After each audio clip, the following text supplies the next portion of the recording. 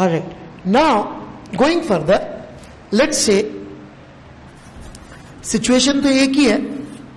Right, ये are radius का एक रिंग है, मेटेलिक रिंग है, ठीक है. और हमने, या मैं अगली क्लास में लूंगा ये वाला पोर्शन, अगली क्लास के लिए छोड़ दीजिए साइन ना, मैं अगली क्लास में लेता हूं क्योंकि डिस्कशन में डाउट रह गया तो मैं दूर नहीं कर पाऊंगा आज, ठीक है ना. इसको तो मैं अगली क्लास में लेता हूं. एक और इंपॉर्टेंट चीज है, वो भी कवर कर दूं मैं, थ्योरेटिकल बात इसके बारे में, फिर इसका एप्लीकेशन अगले में ले लेंगे.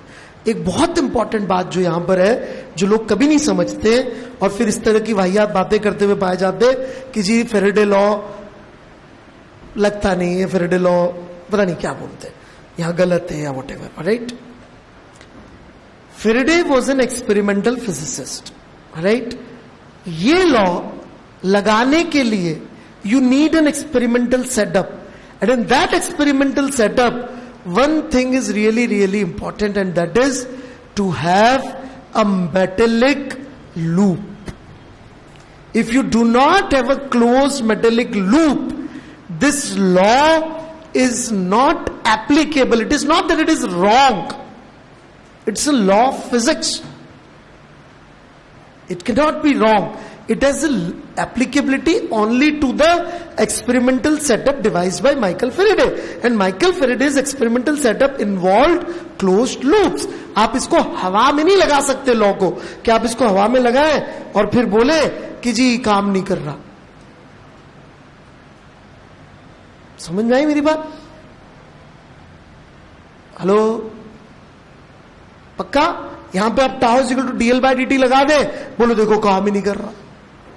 वही क्या करेगा वो? कुछ एप्लीकेबल तो कुछ चल तो रहा हो यहां पे, जबरदस्ती लगा दूं और वो भी लग जाएगा. यदि आप मैग्नेटिक फील्ड का एंगुलर मोमेंटम ले लेंगे तो लग जाएगा, पर आपकी इतनी औकात होनी चाहिए कि आपको मैग्नेटिक फील्ड का एंगुलर मोमेंटम दिखे.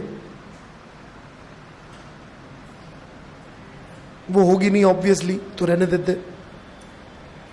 समझ में आ रही मेरी बात? तो लॉ तो है, लेकिन वो एप्लीकेबल तो. कहने का मतलब, यदि मैं ये बोलूं कि भाई यहां पर हमारे पास में मैग्नेटिक फील्ड है, राइट, और लगाओ जरा फेरेडे लॉ, नहीं लगा सकता. क्या नहीं है? Close metallic loop. It's an experimental law devised by Michael Faraday to be applied on a metallic closed loop. Clear है बिल्कुल? It is not devised to be applied anywhere else. ठीक है? अच्छा, ये जो हिस्सा आप देख रहे हैं इसको पहचानते ही होंगे आप, इसको मैग्नेटिक फ्लक्स बोलते हैं. और ये लॉ फंडामेंटली क्या कह रहा है कि यदि मैग्नेटिक फ्लक्स वेरी करेगा तो इंड्यूस्ड ईएमएफ आएगा, विच मीन्स इंड्यूस्ड ईएमएफ आएगा मतलब इन लूप्स में करंट फ्लो होने लग जाएगा. इंड्यूस्ड ईएमएफ मतलब इसमें एक बैटरी जैसी कोई चीज आ जाएगी. राइट, एक ईएमएफ आ जाएगा. ईएमएफ यदि आपको याद हो तो नॉन इलेक्ट्रोस्टैटिक ओरिजिन का फोर्स जो चार्जेस पे लग के चार्ज सेपरेशन कॉज करता था. मतलब कि शॉर्ट में बोले तो बैटरी आ जाएगी. मतलब time varying flux would produce an effect that a battery would have produced if it was part of the circuit.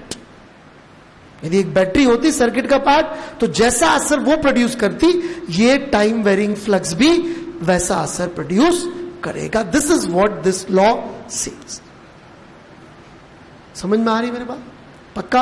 And there are many ways to change that flux. ये अपन पढ़ेंगे बाद में. इस फ्लक्स को चेंज करने के बहुत सारे तरीके हैं. बी को वेरी करा लो, एरिया को वेरी करा लो, या बी और ए के बीच का एंगल चेंज कर लो.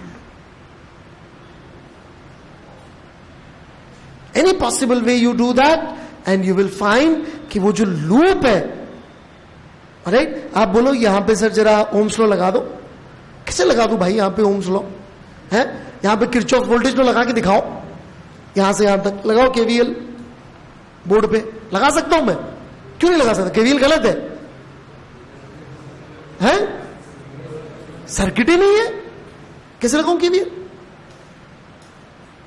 कि जब आप केवीएल नहीं लगा सकते बिना सर्किट के, तो बिना सर्किट के आप ये लॉ भी नहीं लगा सकते. Faraday law is limited to be applied only for metallic circuits या metallic loops. ठीक है, ठीक है. So we'll continue with this discussion of sine in next class. Heading डाल लीजिए, sine. ये मुझे पढ़ाना है, ये वाला पोर्शन. ठीक है. Yes.